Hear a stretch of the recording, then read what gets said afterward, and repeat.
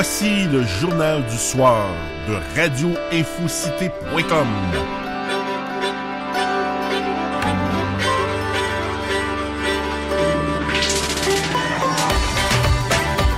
Et votre animateur, François Saint-Louis.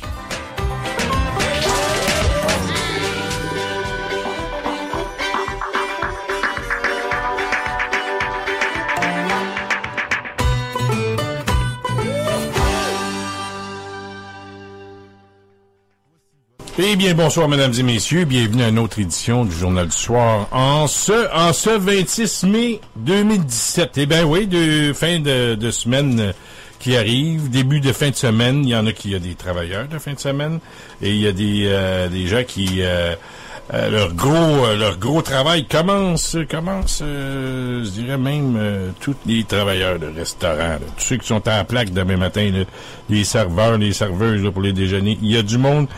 Vous pouvez pas savoir combien est-ce qu'il y en a qui travaillent la fin de semaine. Ce soir, et après, ben oui, on se dirige tranquillement, pas vite, vers la fin de la campagne de l'élection partielle dans le comté de Gouin. Écoutez, c'est lundi que les gens vont voter. Et nous avons, évidemment, on l'a annoncé un petit peu hier, puis j'en ai parlé à quelques reprises. Nous avons nous avons une candidate dans le studio, mais 3 représentants du Parti citoyen au pouvoir du Québec. En l'occurrence, Yvon Simard, qui est le directeur général du parti. Salut Yvon, comment ça va? Bonsoir, puis bonsoir à tes auditeurs. Et ça, nous avons Mario Roy, qui est candidat dans le comté de Johnson, qui est pour situer les gens, on va y revenir un petit peu plus tard. Bonsoir Mario, ça va bien? Bonsoir, oui, très bien, merci. Et Nicole Goulet, candidate dans le comté de Gouin à l'élection partielle, qui va être sur les bulletins de vote. Son nom va être sur les bulletins de vote lundi. Les gens vont pouvoir cocher Nicole Goulet. Salut Nicole, ça va bien? Oui, ça va très bien et j'en profite de l'occasion pour te remercier de nous inviter. Ah, ça fait plaisir. Deuxième visite, Nicole, durant la campagne. Oui. Et puis, la dernière fois, c'était au débat qu'on a organisé et que, il y avait des grandes gueules à ce débat-là. Il y avait des grandes gueules. Là, Alexandre Cormier-Denis, quand il prend le micro, il y a du contenu, Alexandre Cormier-Denis. Faut y donner, là. Oui. Et puis, c'est un verbomoteur. Ce qui fait que, on a cru bon te réinviter parce que, évidemment, il y a eu conférence de presse aujourd'hui du parti et conférence de presse qui a été largement couverte par les médias nationaux. On a vu ça ce soir, une bulletin de nouvelles. Rien. Fallait pas s'attendre à être couvert. Écoute,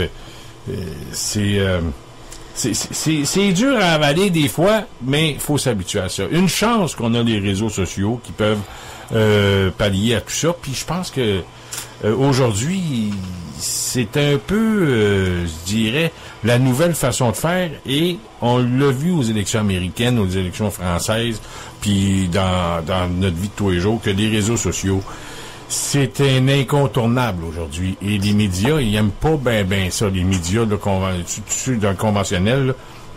Eh bien, évidemment, on voulait aujourd'hui, citoyens au pouvoir du Québec, faire le point sur quelques sujets, notamment, je pense, la DPJ, la corruption politique au Québec. Vous avez aussi, je pense, voulu parler des médias. Et évidemment, vous étiez là hier, on va se tutoyer, Nicole, là, parce il y avait un débat dans le comté de Gouin hier. Tout à fait, oui. Donc, la fin de campagne. J'aimerais qu'on y revienne là-dessus aussi.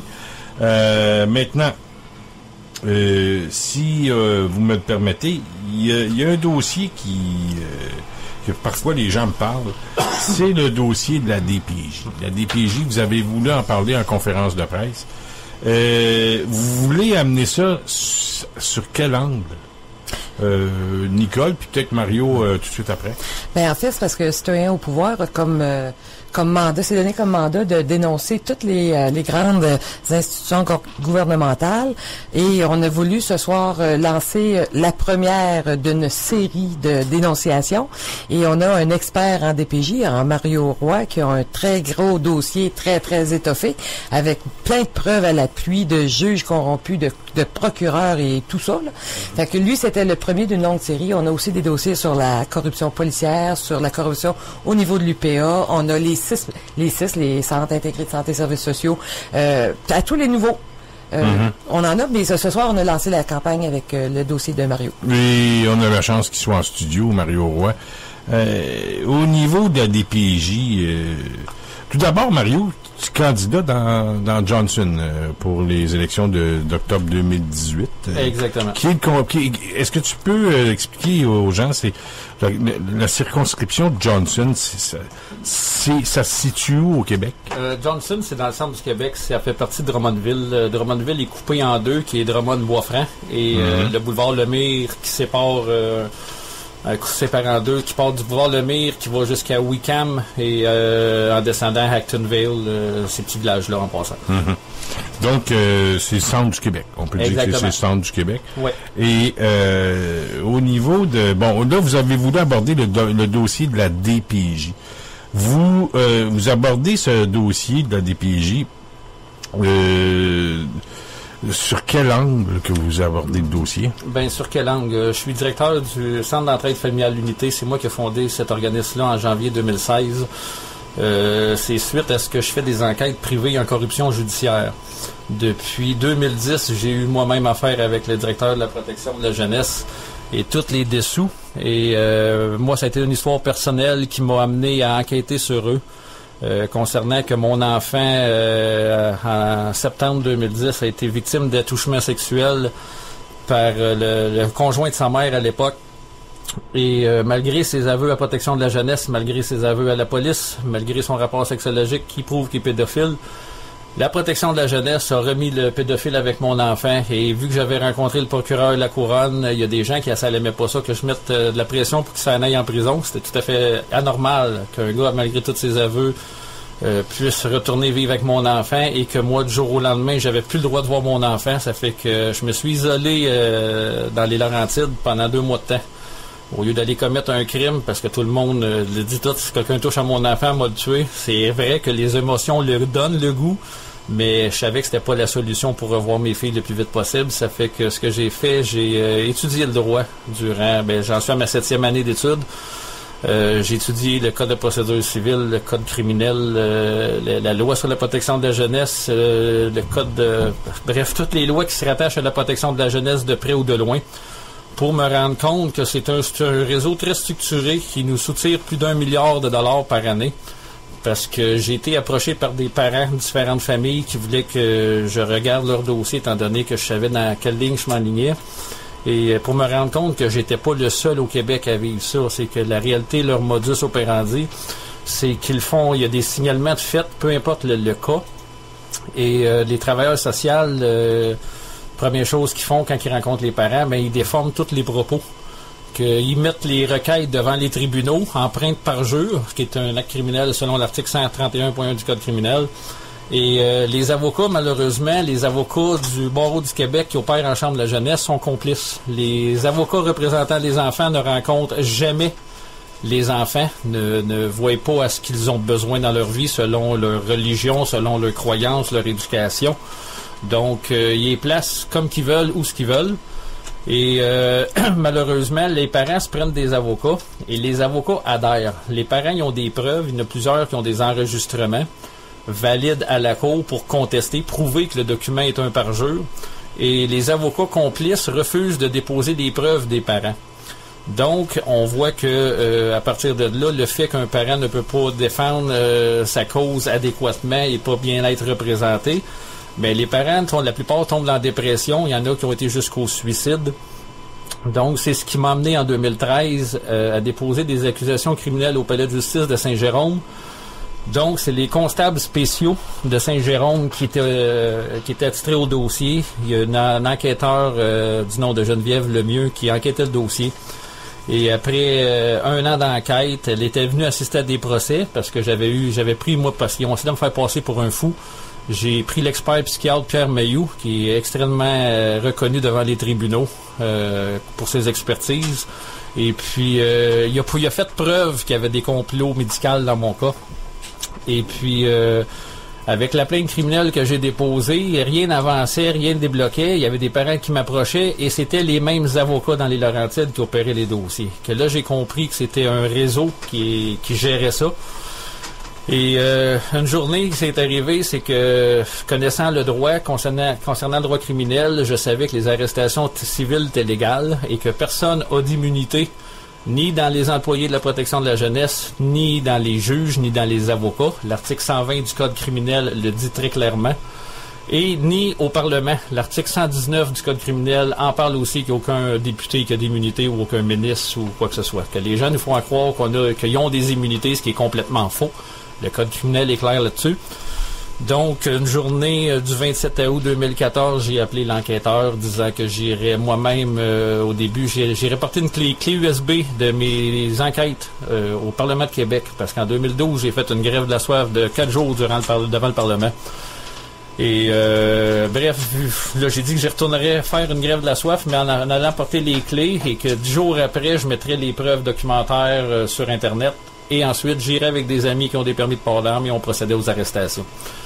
9 jours après, on m'a mis en état d'arrestation, disant que j'ai été accusé de menaces de mort et intimidation des membres de l'appareil judiciaire. Le juge Marc David avait cédulé le procès pour 2019, ce qui était complètement dépassé les délais, qui étaient plus qu'à ce temps-là, il n'y avait pas l'arrêt Jordan, que donc le délai de prescription était 3 ans, mais moi je tombais à 4 ans pratiquement avant d'avoir un procès, que là je savais qu'il voulait déclarer un arrêt des procédures au bout de 4 ans. Mais ce qui est arrivé, c'est que pendant que j'allais chercher des documents au palais de justice à Saint-Jérôme, on m'a mis en état d'arrestation disant que j'avais pas le droit de me présenter au greffe, ce qui était complètement faussé. Qu'après un autre 5 jours de prison, j'ai réussi à avoir un juge intègre qui m'a laissé sortir après 3 heures de délibéré. Pas délibéré, excusez, mais de discussion pour mon enquête caution. Et malgré que le ministère de la Sécurité publique s'opposait à toute caution pour que je sorte, on m'a laissé sortir sans verser de caution. Étant donné que c'était un droit légal, tout citoyen, de se présenter dans un greffe, dans un palais de justice. Donc, suite à ça, j'ai fait une pétition sur Internet et après 235 signatures, j'ai envoyé ça au procureur de la Couronne, lui demandant de la signer et d'envoyer ça au juge Marc David. Et 2 jours après, j'ai reçu un téléphone de son adjoint me disant de me présenter au palais de justice 2 semaines après et le procès a eu lieu en 2016, mars 2016. Beaucoup de médias avaient été contactés. Mais étant donné que TVA et Radio-Canada sont complices, étant donné qu'ils veulent pas en parler, parce qu'ils font, quand on voit je dis complice, c'est le fait de se fermer les yeux quand il y a des documents de preuve, c'est être complice de pas sensibiliser la population. Et j'ai eu un procès devant le jury, en me représentant seul, et le jury m'a acquitté à l'unanimité. Je n'avais fait aucune menace de mort et j'étais en toute légalité pour aller procéder aux arrestations civiles. Donc j'ai fait une jurisprudence à grandeur du Canada, que tous citoyens ont les pouvoirs d'arrestation en conformité avec l'article 494.1 du Code criminel pour procéder à des arrestations d'avocats, juges, policiers corrompus et toute personne qui travaille de près ou de loin dans les gouvernements. Donc, ça veut dire que moi, je peux partir demain matin et aller arrêter du monde? Si vous avez des preuves d'un crime commis ou qui a été commis et qui sont multirécidivistes, oui, vous avez des droits d'arrestation et des pouvoirs d'arrestation sans aucun mandat. Ah oui, ça fait la première fois que j'entends parler de ça. Le monde ne le savent pas, mais ils ont des droits. Les gens aujourd'hui sont trop ancrés sur la télévision à se faire déformer la réalité par les médias et trop occupés souvent dans le monde d'aujourd'hui. Hein, tout va vite, tout est informatique, mais personne s'intéresse à ses propres droits personnels. Que la réalité, c'est qu'au Québec, tous les citoyens, on a le pouvoir.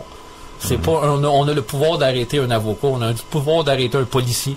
On a eu un bel exemple à Longueuil avec il y a eu un candidat, Sébastien Taulard, qui a procédé à émettre un ticket à un policier. Un policier, ça j'ai entendu parler, mais il n'a pas arrêté le policier, je pense. Il a suivi le policier parce que il avait commis une infraction. Et là, il lui a donné un billet, une étiquette, une contravention. Et puis là, ça a abouti en bout de ligne, là, que en cours, puis il a gagné, je pense. Il a gagné sa cause. Comme moi, Moi, ce que j'ai Mais fait... c'est rare, hein, on s'entend? Mais si les citoyens Se prenait en main. C'est ça. Si les citoyens se usaient prenaient de leurs droits tout le temps, que... probablement qu'il en sortirait un paquet. On de n'aurait pas un phénomènes. certain M. Couillard à Québec. Exact. Ça, c'est un autre dossier, Nicole, on y reviendra tantôt. Donc, acquitté. Oui, j'ai été acquitté. Suite à ça, j'ai été déjà en processus de débuter l'organisme Centre d'entraide familiale l'unité. Mais mon dossier ne s'est pas arrêté là parce que je suis légitimé d'aller procéder aux arrestations, mais pour tester le système judiciaire, j'ai opté pour la poursuite criminelle privée. Étant donné que le département de sécurité des palais de justice m'a envoyé un document comme quoi que le dossier était fermé et il me suggérait fortement de remettre ça entre les mains d'une poursuite privée. C'est ce que j'ai fait. J'ai rédigé une plainte criminelle officiellement. J'ai déposé 344 chefs d'accusation contre 19 personnes, travailleurs sociaux, avocats et juges dans les Laurentides. Et le juge coordonnateur a étudié le dossier et il a soumis ça présentement, c'est sous étude de l'adjointe en chef de la cour criminelle de Joliette. Donc, ils ont changé de juridiction pour le conflit d'intérêts. J'ai hâte de voir, par contre, parce que je sais que les avocats de Joliette ou les juges de Joliette se ramassent souvent dans les à Saint-Jérôme et vice-versa. Donc, c'est tous des confrères. J'ai hâte de voir ce qui va arriver avec le dossier, si on y va par la voie légale ou sinon, je prends l'autre voie légale des arrestations civiles. Donc, c'est sûr et certain que moi, je laisserai pas ça là. Je laisse le temps au gouvernement et à la ministre Vallée de faire sa job parce que le procureur général est au courant. J'ai entamé des mises en demeure. Je réclame 3 millions de dédommagements pour le procès que j'ai gagné. J'ai vécu beaucoup de préjudices et il est temps que ça finisse. La corruption, si on regarde les données présentement, il y a au-dessus de 9000 enfants au Québec qui sont privés, qui sont placés chaque année. Il y a au-dessus de 80 000 signalements qui se font par année. Mais les chiffres que le DPJ donne, c'est 9000 quelques enfants par année qui sont placés soit en famille d'accueil ou soit dans des centres jeunesse. Pourtant, l'article 4 de la protection de la jeunesse dit de favoriser la famille proche et élargir les amis, et ce n'est pas ce qu'ils se font. J'ai des dossiers de différentes familles et jamais les grands-parents ne sont consultés. Quand les grands-parents veulent prendre contact, ils refusent de rencontrer les grands-parents. Qu'il y a énormément d'enfants que leurs droits sont lésés volontairement par les membres du barreau du Québec parce que de la manière que ça fonctionne, quand un avocat, ce qu'on va dans les palais de justice, ils vont avoir 10-15 dossiers par jour et ils les repoussent puis ils les repoussent parce que c'est plus payant pour eux autres de les repousser. Et la règle du huis clos n'a jamais, puis je vous l'affirme, là, n'a jamais été pour protéger un enfant. Je vais vous donner un exemple. Allez dans le palais de justice de Saint-Jérôme et si vous allez au sous-sol, c'est là que la cour jeunesse allait. Et il y a des avocats, il y en a probablement un nombre qui l'ont déjà entendu, François Dubreuil, c'en est un qui parle tellement fort que c'est clair qu'on peut savoir tout le dossier, ce qui se passe. De l'autre côté du huis clos, ben lui, tous les avocats en parlent ouvertement, que la règle du huis clos, c'est tout simplement, c'est qu'il y a une gang de petits criminels qui sont derrière une porte, qui rendent des jugements faussés, qui enfreignent la loi, et il y a un constable qui est là. Les parents, tout ce qu'ils font en sortant de là, sont déprimés, et je reçois des téléphones, des dizaines par semaine, des demandes d'aide. Malheureusement, je peux pas me diviser en 10. J'ai moi-même rencontré pour un dossier le député de la CAQ, c'était Sébastien Schneeberger, parce qu'il y a une enquête systémique présentement dans le centre du Québec, à Drummondville, ça a passé dans les médias. Et moi, je le fais une enquête en privé concernant ça. J'ai rencontré le député de la CAQ et à deux occasions, des rencontres de 2 heures. Et avec les documents qu'il y avait, il trouvait ça extrêmement solide. Mais la réponse qu'il m'a donnée, c'est s'il parlait de ça à l'Assemblée nationale, il perdrait son poste. Il serait éjecté de son siège, il ne pourrait pas prendre de droit de parole. Donc, à partir de là, si lui, le député dans Drummond-Bois-Franc, ne peut pas faire... il peut pas bouger là-dessus, malgré qu'il se fait à la trappe dans les médias, qui est pour l'enquête, mais qu'il y a un dossier super solide, là, qu'il n'y avait aucun doute, et que là-dessus, il ne veut pas amener ça à l'Assemblée nationale. Je lui ai demandé de m'amener, moi, devant les ministres, puis il n'a pas voulu. Donc, à partir de là, je m'arrange pour qu'en 2018, il y en ait qui jumpent de leur siège, puis qui laissent des gens qui veulent travailler pour la société et la population. Donc, il faut pas oublier qu'à l'Assemblée nationale, en principe, quand on siège, on a l'immunité parlementaire. Ce qui fait que le député aurait peut-être pu poser des questions en ayant l'immunité et par le fait même ne pas être poursuivi ou quoi que ce soit, au moins pour pousser le dossier. C'est un dossier assez complexe quand même, faut le reconnaître. Et ça implique évidemment la DPJ. Donc des causes qui sont Ben, c'est parce qu'en principe, la DPJ, c'est tout ce qui est en bas de 18 ans. Hein, Oui. et donc, c'est considéré comme dirais non divulgué. On peut pas divulguer ce qui se passe là. C'est toujours évident que si on se rend dans les palais de justice puis on écoute ce qui se passe dans les salles d'attente, dans les corridors, c'est sûr qu'on peut en apprendre, puis si ça parle fort. On peut en apprendre sur des mineurs, des choses qui concernent des mineurs. Mais c'est un dossier. Donc là, c'est quoi? Est-ce que c'est en processus d'analyse encore ou on attend, vous attendez une décision d'un juge? Non, là, présentement, j'attends des nouvelles de l'adjointe en chef de la Cour criminelle et pénale pour voir comment est-ce qu'ils vont procéder dans le dossier. C'est du monde, là, dans Joliette, là, combien? 300? Moi, c'est Joliette qui étudie le dossier, oui, mais c'est dans les Laurentides. Mais c'est combien de personnes? 19 personnes. 319? Non, 19 personnes 19. pour 344 chefs d'accusation. Okay, 19 personnes. Ouais. Et là, présentement, je suis en train de monter des dossiers criminels concernant des employés des centres jeunesse de Drummondville, ainsi que des personnes du barreau du Québec qui œuvrent à l'aide juridique. Donner un exemple, c'est sûr que je nomme jamais de nom, mais j'ai un dossier à Drummondville présentement qui est malheureusement triste. L'été passé, l'enfant a été violé à 12 reprises par un adolescent. On parle d'un jeune enfant qui était violé par un jeune de 16 ou 17 ans. Et malgré tous les rapports qui le prouvent, l'enfant n'a pas eu le droit de psychologue encore pour le rencontrer. Et de plus, la CAVAC refuse de payer pour des soins psychologiques pour l'enfant. Donc, les parents viennent de débuter des démarches avec une clinique privée. Et là, il faut qu'on fasse les requêtes devant les tribunaux pour que l'enfant puisse être déménagé de place. J'ai même communiqué avec l'avocate et elle m'a dit, j'ai pas le mandat de faire ça. Je dis, écoute, appelle ton jeune, parce que j'ai dit, le jeune, il peut pas t'appeler, il refuse de t'appeler. Et l'avocate ne veut pas faire le dossier. Donc, je suis obligé de faire le dossier à sa place, mais je vais l'accuser de négligence dans le dossier, ça c'est évident. Donc, c'est ce qui fait en sorte que ça devient... beaucoup de parents communiquent avec votre organisme, puis ça devient un organisme un genre de... style un peu la protection des malades, là, comme on voit... officiellement... L'avocat, là, qui était... J'oublie son nom... Maître Ménard, je pense, là, qui est au bureau, et c'est un organisme un peu du même style pour la protection des malades. OK, ça je te comprends. Et donc, si votre organisme accepte je dirais les plaintes ou des parents qui se sentent lésés. C'est bien ça? Exactement. Moi, je rencontre les parents. C'est quoi le nom de l'organisme encore? Centre d'entraide familiale L'Unité. On est un organisme qui apporte aide, conseil et soutien aux familles. Dans tous les jugements de chambre jeunesse, dans les derniers paragraphes, il est inscrit qu'un organisme apporte aide, conseil et soutien à l'enfant et sa famille.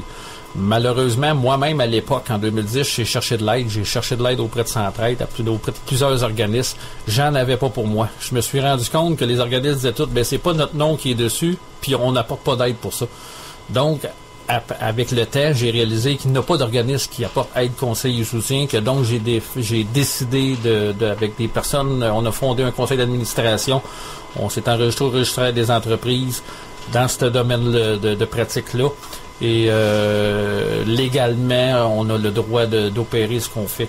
Comme les dossiers huis clos, normalement, aucun avocat. Il faut être avocat pour regarder ces dossiers-là. Moi, je suis pas avocat. Par contre, j'ai eu des autorisations de 3 juges de la Cour du Québec pour en faire.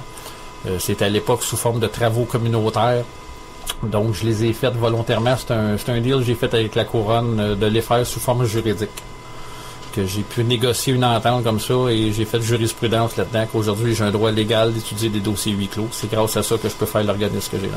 Ah, intéressant quand même comme approche. Et là, il y a des décisions qui vont être prises. Évidemment, on est dans le processus de la justice, mais pour les 19 personnes et les 300, je veux dire, les chefs d'accusation, c'est comment ça a été déposé quand, ça? Ça a été déposé, j'avais déposé la première partie le 8 mars et j'ai fini. 8 mars 2017? 8 février 2017. Et la balance, j'ai déposé le restant des dépôts de preuves pour conclure. J'ai déposé ça le 10 mars. Donc c'est tout récent. Oui, c'est tout récent et je m'attends pas à ce que ça soit réglé en une semaine parce que j'ai laissé... On parle d'années. Non, plus. Non, je laisserai pas tant de temps que ça avant de procéder. Là, c'est évident parce que pendant ce temps-là, ils continuent à s'enlever des enfants. Donc, je vais laisser un temps normal d'étude de dossier parce que la quantité de dossiers, de documents que j'ai laissés, il y en a pour quelques semaines et mois même, je dirais. Parce que le global, au total, je touche plus de 20 000 pages de documents juridiques de procès et j'ai plusieurs centaines d'heures d'enregistrement dans les bureaux des centres jeunesse parce qu'on offre un service d'accompagnement, donc tout est enregistré.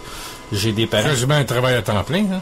Oui, je suis là-dedans à temps plein depuis 2016 et j'essaie de développer ça parce qu'il y a beaucoup de gens qui demandent même d'aller jusqu'en Abitibi. J'en ai eu des demandes jusqu'à sa Côte-Nord, d'autres places dans des réserves indiennes.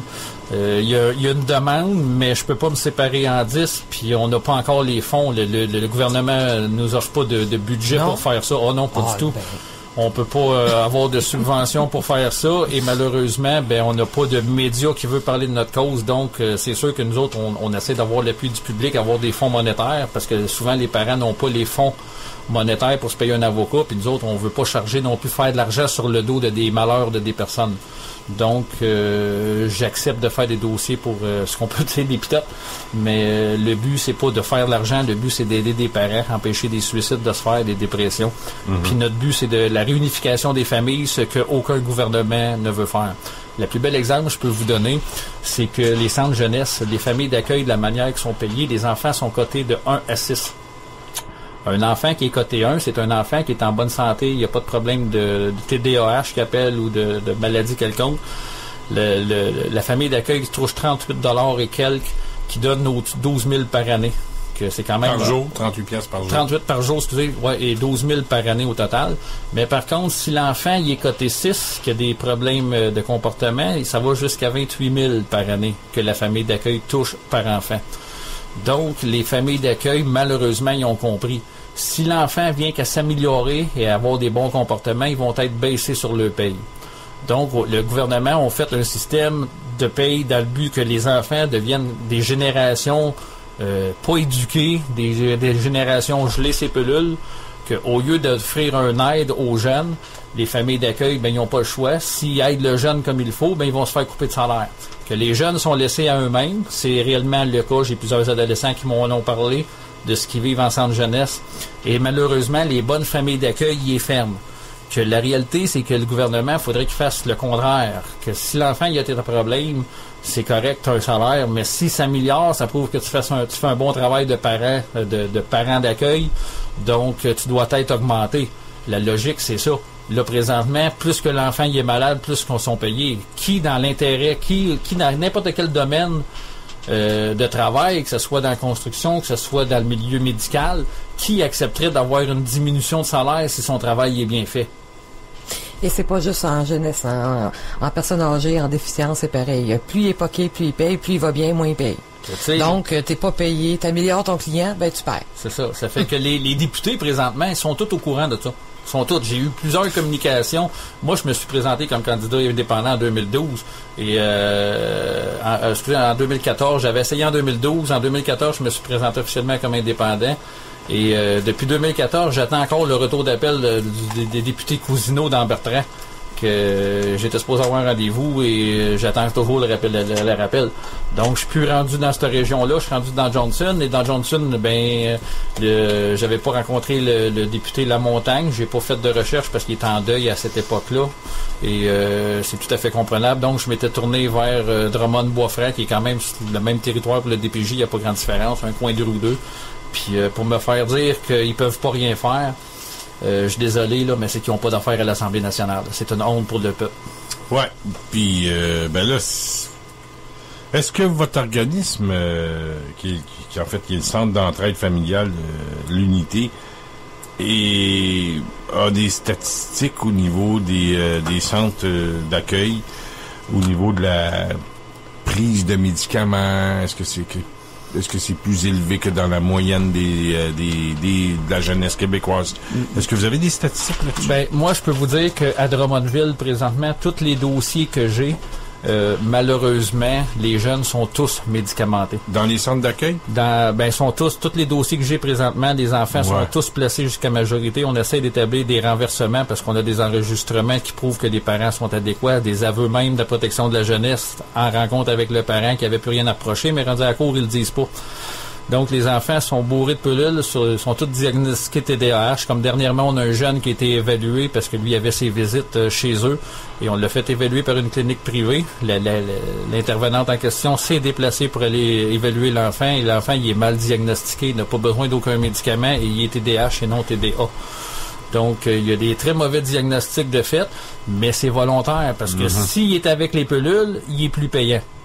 Point à la ligne. Que là-dessus, je peux dire que dans les dossiers que j'ai, je vous dis pas que c'est tous de même dans Drummondville, là, je mentirais vous dire ça, mais dans les dossiers que j'ai d'effectifs présentement, tous les enfants sont bourrés de médicaments. Ouais, c'est et évidemment, plus l'enfant est poqué, plus c'est payant pour le centre d'accueil. Oui, exactement. Puis ce qui est on a déjà vu ça, ce qu'on appelle les enfants de Duplessis. Exactement.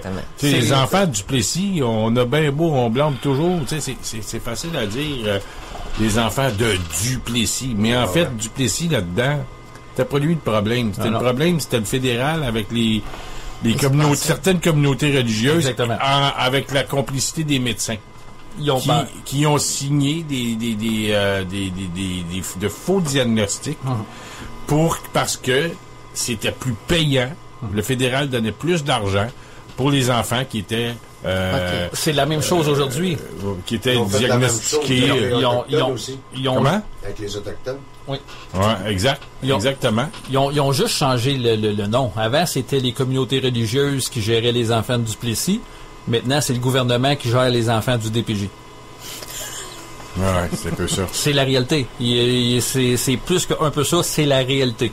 Les gens ne savent pas ça, mais si on remonte juste à l'enquête Scorpion en 2002, ce qui était de la prostitution juvénile des jeunes en centre jeunesse, si vous faites les recherches comme il faut, qui fournissait les jeunes, c'était une avocate. Et ses clients, c'était des juges et des ministres.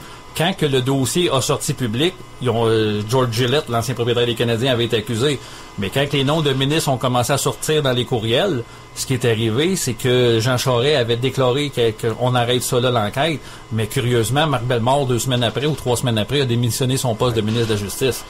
Donc, il y a des choses qui se passent à l'Assemblée. L'enquête se poursuive, j'imagine.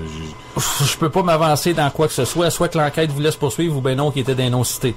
J'ai pas de preuves dans rien. C'est pas de mon essor non plus de juger M. Bellemare là-dedans. Mais tout ce que je sais, c'est que M. Bellemare, présentement, il est approché par 2 clients que j'ai référés et il ne prend pas les dossiers, malgré que les dossiers sont solides, qu'il a juste à plaider. Donc, là-dessus, il veut pas se salir. Ouais, et il sait que c'est la réalité. Ben, sûrement qu'il doit en avoir plein de la manière que vous parlez qui sont au courant du dossier et on n'entend pas parler de ce dossier. Non, parce que les médias le cachent. Les médias le cachent. Même quand j'ai gagné mon procès à Montréal, le psychiatre Pierre Mayou, à son émission, là, il est avec José Arsenault, mais avant, il était avec une autre animatrice. Et il avait parlé de ça, il avait parlé de mon procès, et il trouvait inconcevable qu'un citoyen... à cette époque-là, je travaillais dans une cour à bois. C'est inconcevable qu'un citoyen se représentant seul gagne contre 2 procureurs de la couronne concernant des arrestations civiles de juges et d'avocats et qu'il n'y a pas un seul média qui est venu en parler. Ouais, ça, c'est assez unique, il faut le dire. C'est assez unique en son genre. On va ouvrir une parenthèse. Ça va être son procès. On a l'audio de son procès. Vous allez voir comment que ça se... Demain, il va être en ligne. On le met en ligne sur le site de Citoyens au pouvoir sur Facebook.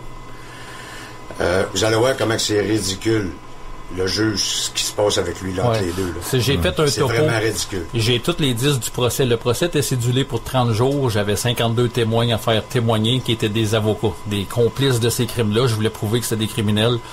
Et finalement, le procès a duré 5 jours. Le juge enfreint tout. Même qu'une journée, il avait signé un bref de subpoena pour faire témoigner Pierre Mayou. Mais avec mon témoignage de la veille et la preuve que j'avais faite, le doc Mayou s'en venait témoigner ce qu'il avait à témoigner.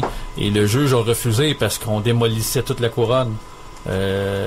C'était clair. Il y en a un qui se représente lui-même en cause, c'est Ben Docmayou. Exactement. C'est plate. Je trouve ça plate. Les gens l'aiment pas.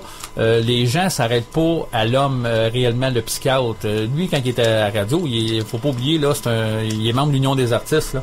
Il fait un show aussi, là. Oui, c'est un show qui donne. Par contre, il a déjà été radié parce que dans l'émission des Bougons, il a simulé une fellation à un acteur. Que quand le Collège des médecins s'acharne sur un homme de même, c'est pas pour son manque de professionnalisme, ça avait aucun rapport. C'est parce que M. Mayou a pas peur de dire les vraies vérités. Non, puis aussi, il fait former à boîte souvent, puis regarde. Il gagne ses causes. Il gagne, une après l'autre. Puis je peux vous confirmer que devant les tribunaux, il y a pas un juge ou un avocat qui méprise M. Mayou parce qu'il est extrêmement respecté. Moi, j'ai fait un procès en chambre de jeunesse et c'est pas des farces. Les 3 avocats que je venais de démolir dans la preuve ont tous demandé une carte à M. Mayou en sortant, puis sa réponse a été simple, c'était j'ai pas besoin de carte, regarde dans le bottin de téléphone, mon nom est dedans. C'est un dossier qui est à suivre parce que c'est un dossier qui est assez unique, faut le reconnaître. Qu'un citoyen comme vous qui arrivez puis qui prenez tout ça sur vous, c'est assez impressionnant, merci. Vous allez en voir de plus en plus des citoyens dénoncés. On l'a annoncé tantôt. Il y a plusieurs dénonciations qui s'en viennent avec tous des simples citoyens. Mm-hmm. Puis on va fesser ces clous. Les médias traditionnels veulent pas en parler. Ben, on va le faire sur Facebook puis ses réseaux sociaux. À un moment donné, là, ça se peut pas, là, des affaires comme ça, là, ça reste. Ils pourront pas tout le temps garder ça enterré, là. Non, évidemment. C'est évident. J'ai été en discussion avec quelques parents. Et il se pourrait, je ne dis pas, c'est pas confirmé encore, mais il se pourrait que l'Assemblée nationale voie mon organisme quelques jours cette semaine, pas cette semaine, mais cet été. Probablement pour une période d'une semaine, parce que moi, j'ai passé 4 jours à faire une grève de la soif là-bas en 2012 que j'ai fait ma grève, et probablement que cette année, juste pour voir à quel niveau qui sont les Couillard et Legault, cette gang-là, juste voir s'ils vont venir me rencontrer devant le Parlement. Ça se pourrait probablement que j'aille refaire une manifestation pacifique, une grève de la soif, juste pour les saisir. Là. Si c'est en plein été, ils sont jamais là. Ouais, ça, je le sais, c'est un petit peu avant l'été, qu'ils là, quittent. Je dis l'été, mais c'est... à la rentrée. C'est avant qu'ils quittent. Là, ça, c'est bientôt. 18, dans le 15 juin. C'est ça, parce que moi, j'ai fait ma grève de la soif en juin, il était là. Comme quand ils m'ont arrêté en 2015, je devais y retourner. Et quand je suis sorti de prison, le lendemain matin, j'étais devant le Parlement. J'étais parti dans Laurentides, j'ai fait 3h30 de route, ils m'ont vu là. Et la sécurité m'avait dit, t'as un couvre-feu, si t'es pas parti à telle heure, on te demande un état d'arrestation. C'était de la menace puis de la menace. Mais là, peut-être que je vais le refaire d'ici quelques temps. Il n'y a rien de certain, mais... On va suivre ça. Ça va être intéressant, Mario Roy, de voir l'évolution du dossier. Et si vous me le permettez, j'aimerais, parce que le temps file, il est 21h42. Je vous rappelle que nous sommes en présence en studio avec Mario Roy, Nicole Goulet et Yvon Simard du Parti citoyen au pouvoir du Québec. Nicole? Oui. La campagne, l'Angouin, comment ça va? Ça va très bien. Ouais. Les gens sont très réceptifs à nos propositions, à la façon qu'on va travailler. C'est sûr qu'on n'a pas les budgets des grands partis, n'est-ce pas? Fait qu'on fait ça, on fait cette campagne avec très peu de fonds. Mais je te dirais que dans l'ensemble, tous les gens à qui je parle sont très, très réceptifs. Ouais, et puis, donc, il y a... Est-ce que, parce que là, tu fais campagne de quoi depuis 3 semaines, 1 mois, 3 semaines? Non, malheureusement, il y a eu un candidat avant moi pour Citoyen au pouvoir, mais il s'est désisté. OK, et donc, mais, moi, c'est juste 2 semaines. Là, ça fait déjà 2 semaines? Seulement que 2 semaines? Oui. Donc, ça donne... Ça va faire 3 semaines, en fait. 3 semaines. Ça donne pas beaucoup de temps pour se revirer de bord. Maintenant, mais, somme toute, parler aux gens dans le quartier, dans les rues, distribuer justement faire des appels. Distribuer des pliants. La réception est bonne comme... Très bonne. Ouais. Très bonne. Au pointage au téléphone, ça va très bien. Ouais. Et puis, donc, on est en fin de campagne. Et on s'est vu ici il y a 2 semaines environ, une semaine et demie pour débat entre certains candidats qui sont en campagne. Et évidemment, on a pensé te recevoir encore une fois parce que, comme on disait tantôt, il y avait beaucoup de monde, puis on n'a pas eu assez de temps, à mon sens, à moi, de te poser certaines questions. Et évidemment, il y a eu hier, j'aimerais ça que tu nous en parles un peu, un débat sur, justement, entre les candidats dans le comté de Gouin. J'imagine, je pense que c'était à l'église Saint-Édouard, au coin de Saint-Denis-Beaubien. Et on a su que Alexandre Cormier-Denis n'était pas invité au débat. Est-ce que, tu peux nous résumer un peu ce qui s'est passé? Est-ce qu'il a pu parler? Est-ce que tu as pu parler? Tu as pu exprimer? C'était un débat, j'imagine, organisé par un organisme communautaire. Ça prenait quel sens un peu? C'était quoi ce qui est ressorti? C'est quoi qui est ressorti de ce débat? Mais en fait, c'était pas vraiment un débat, c'était on était tous en avant, puis les citoyens étaient pigés au hasard puis posaient une question. En ce qui concerne Alexandre, la veille du débat, il met sur son site qu'il a été exclu du débat. Je dis, voyons. Fait que là, moi, je le prends en privé parce qu'il est dans mes amis. Alexandre, j'aime ce thème-là. J'aime ce qu'il a à dire. C'est intéressant. C'est un point de vue. Là, je dis, qu'est-ce qui se passe? Il dit, ils m'ont exclu parce que semblerait que je suis raciste. Je dis, bon. Mais là, attends, je vais en parler au monsieur de la rencontre, là, parce que c'est pas correct. Puis là, ils nous ont tous réunis au début, puis il a dit, bon, vous savez, Alexandre Cormier voulait être présent, il a été exclu, mais ce n'est pas mon idée, l'animateur. Il dit, c'est en conseil d'administration, je crois que les gens ont trouvé qu'il y avait des positions trop extrêmes et que ça ne convenait pas. Pour le genre de rencontre qu'on fait. C'est la démocratie, c'est que tout le monde a sa façon de penser, a droit à sa façon de penser. Qu'on adhère ou pas, ils ont le droit de parole. Jusqu'à date, on n'a pas été bâillonnés encore sur notre liberté d'expression. Lui s'est présenté, pareil. J'avais dit en privé, je dis, est-ce que tu vas venir pareil? Il dit, oui, je vais aller faire un tour. Il est venu. Là, le monsieur en avant, quand il a présenté les 10 candidats, il dit, il y en a un 11e qui était assis dans la salle. Ça n'a pas levé, pas du tout. Puis finalement, puis il s'est passé quelque chose. Il semblerait qu'il y aurait eu des skinheads qui seraient venus. Mais ça, je l'ai pas vu. J'ai vu 2 personnes bizarres. Mais puis lui est parti. Mais je trouve ça regrettable que dans une société qui se dit démocratique, on bâillonne une personne comme ça juste parce que une pancarte, on sait que c'est tout part de la pancarte avec la petite personne avec une tuque puis la même personne avec un niqab. Un niqab. Ouais, c'est plus profond que ça, Nicole, je pense. C'est que à l'UQAM, il y a à peu près un mois et demi, Mathieu Bock-Côté qui voulait faire, il était invité à tenir une conférence, à venir faire une conférence à l'UQAM.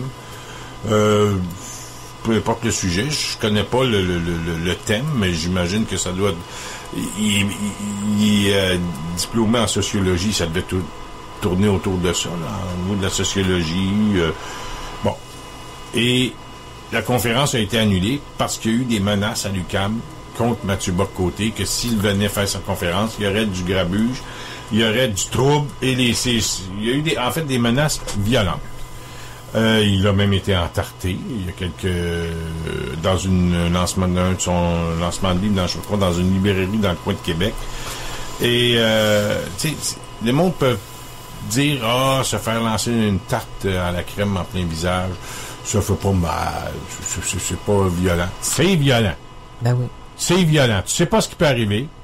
Moi, je sais pas, là, si on me mettait une tarte en crème en plein visage, bon, première des choses, je vois plus rien. L'autre a le temps de se pousser bien vite. Hein. Mais fais attention, je pourrais devenir mauvais. Puis là, la bataille pointe. Tu sais pas ce qui peut arriver. Ben non. On sait pas ce qui peut arriver. Et je pense que dans une démocratie, je pense qu'Alexandre Cormier-Denis, hier, a été lésé. A été un citoyen qui a été lésé de ses pouvoirs, de ses droits. Et de quel droit l'organisme qui a organisé le débat hier a usé pour bannir un candidat. Puis je pense que Nicole, tu as tout à fait raison. En disant que c'est pas parce qu'on n'est pas d'accord avec ce qu'il dit qu'on va l'empêcher de parler. À moins qu'il fasse appel à des idées qui sont contre le code criminel, là. Mais c'est pas ça, pas du tout. Mais c'est pas ça du tout, là. C'était intéressant. Le mot démocratie doit être ôté du dictionnaire. Tout à fait. Absolument. Il appelle pas au meurtre, là. Il appelle pas à l'assassinat de quelqu'un, là. Non, il exprime ses idées sur sa façon de voir la démocratie, la société québécoise. Pas qui peut être la démocratie aussi, là, mais la société québécoise.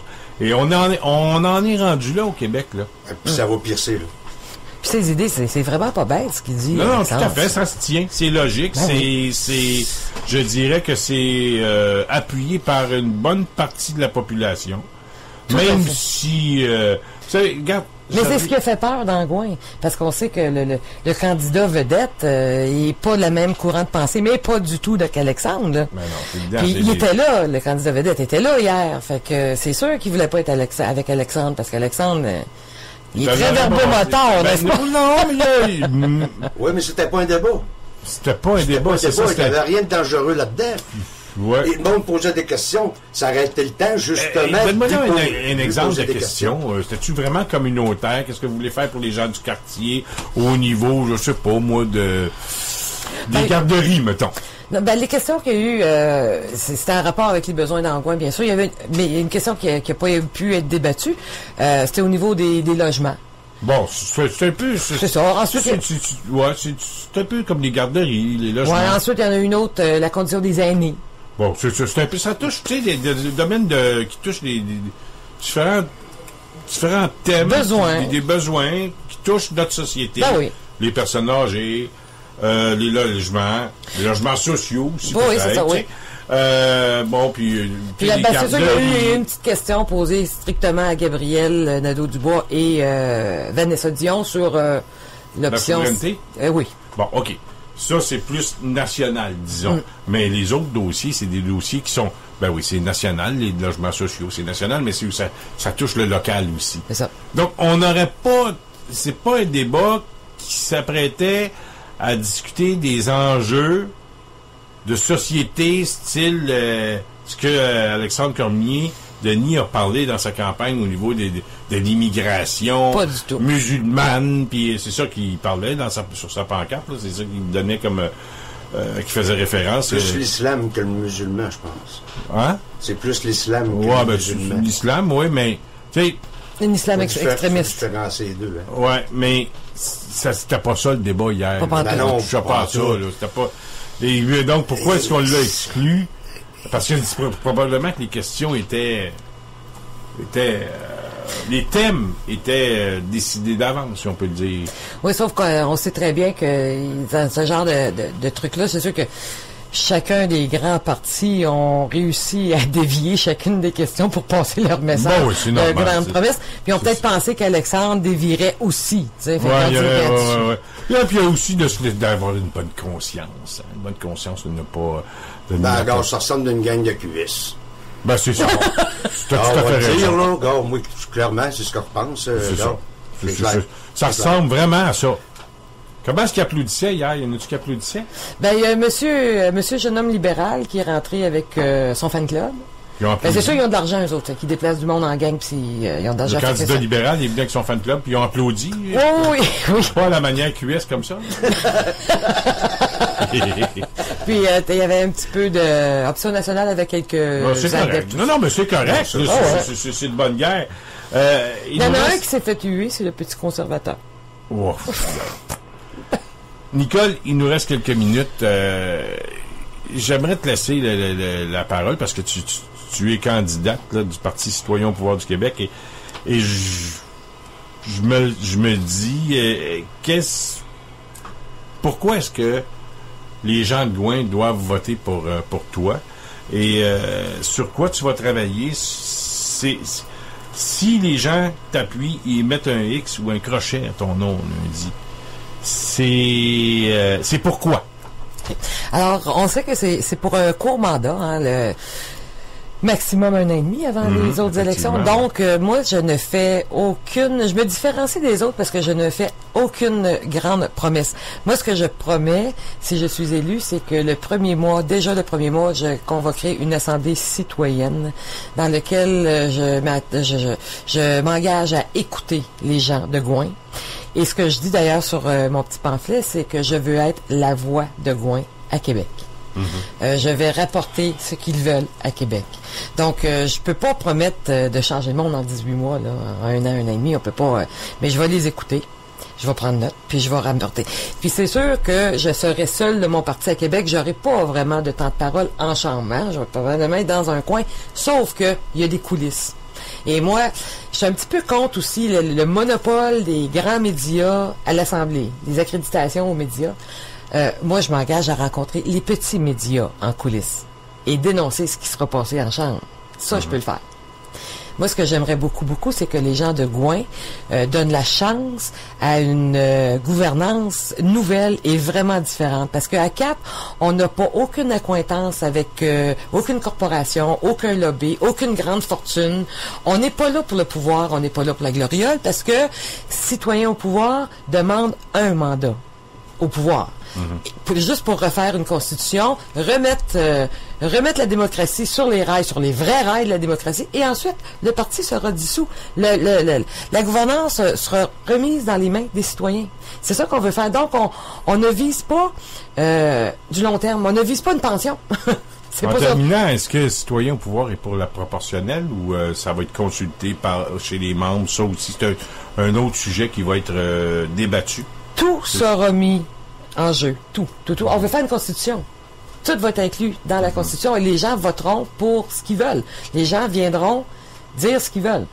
Et une chose qui est bien intéressante, c'est que nous, on se voit comme des engagés, hein, des employés du peuple.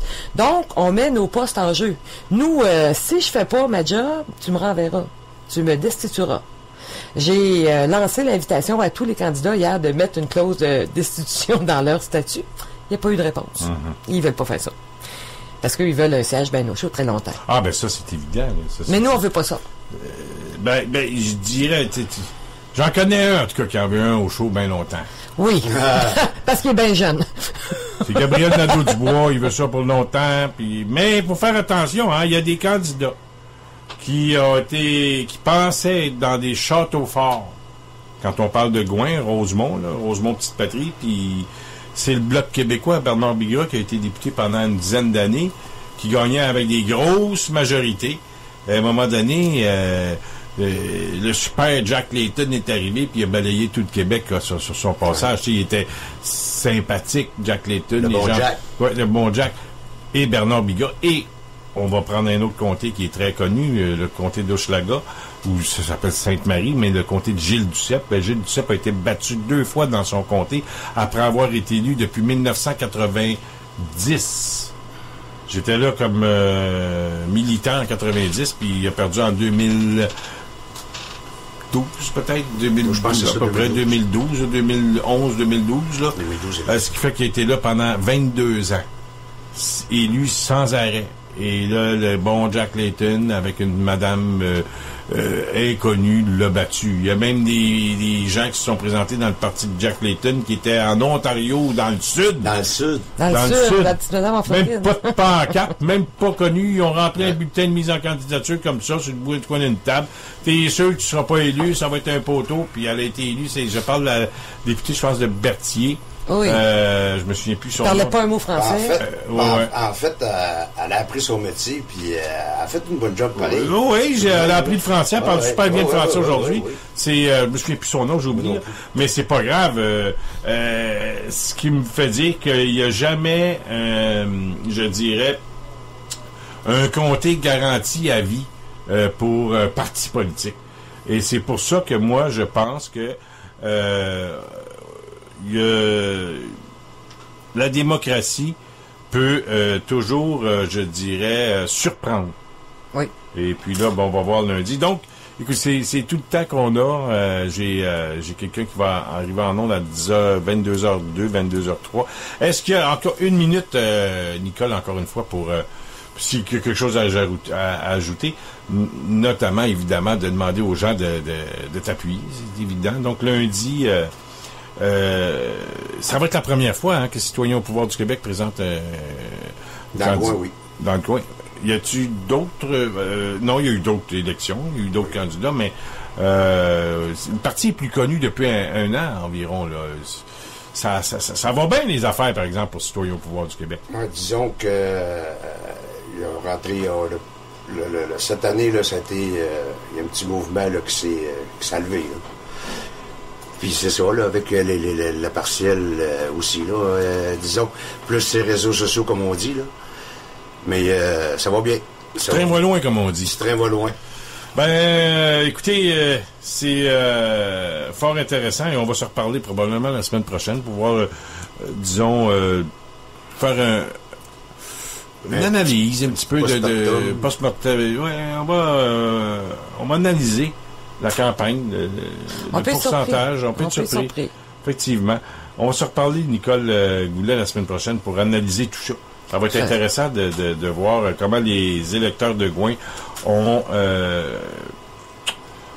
répondu. Mais encore une fois... Un désir de changement. Oui, mais encore une fois, tu auras toujours l'excuse de dire que tu as eu 2-3 semaines de campagne pendant que d'autres n'ont eu 2-3 mois. T'sais, Gabriel Nadeau-Dubois, même s'il a été il a eu sa convention, fait 3 mois. Depuis le jour où Françoise David a démissionné, on savait que c'était lui. Ben oui. Là, pas des câbles. Quand il est parti, c'est la grande tournée du Québec, là. C'est une tournée de publicité. Puis, là, Françoise David savait très bien qu'elle quittait la politique. C'était dans les plans, ça. Là, un beau pactage. Ben oui, tout à fait. Mario Roy, bonne chance dans toute cette aventure qui un jour, évidemment, va aboutir à quelque chose. On s'attend à ça. Ben, merci beaucoup pour le temps que vous m'avez accordé. Et puis, on va se reparler de tout ça. Et n'oubliez pas de regarder sur Facebook, Citoyens au pouvoir, la conférence de ce soir est en ligne. Et demain, il va y avoir en ligne aussi l'audio du procès là, que Mario a... ça va être en ligne cette nuit. Cette nuit? Oui, on s'en va le chercher. Je vais chercher le montage à Trois-Rivières. Je vais à Trois-Rivières, les retours, je cherchais ça. Les 2 derniers jours d'une campagne, on dort pas. Non, c'est évident. Yvon Simard, merci beaucoup. Merci ça a été fort intéressant. Oh, tout à fait. Nicole Goulet, merci. Mario Roy, merci encore une fois. Nicole, bonne chance pour lundi. Merci. Je sais que les 2 derniers jours, le dernier sprint, il est énervant, plus les résultats. En plus, vu qu'on n'a pas d'argent, on fait tout seul. Hein? Fait qu'on se déplace. On n'envoie pas un boss boy chercher la cassette. On va la chercher. On va être dans la rue encore en fin de semaine. Ça marche. Merci. Merci, Petit Champagne, tout le monde. Salut. C'était le Journal du soir sur radioinfocité.com avec François Saint-Louis.